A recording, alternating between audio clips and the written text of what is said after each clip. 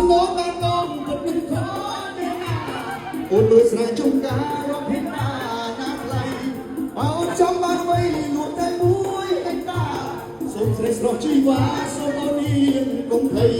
បើសំណងបានបងក៏មិនខកទេណាអូនលួចស្រែជុំការរកភេទណាណាខ្លៃ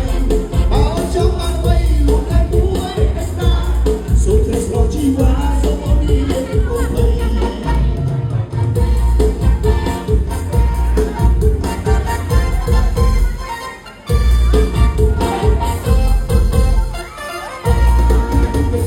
ទៅពីមើលអូន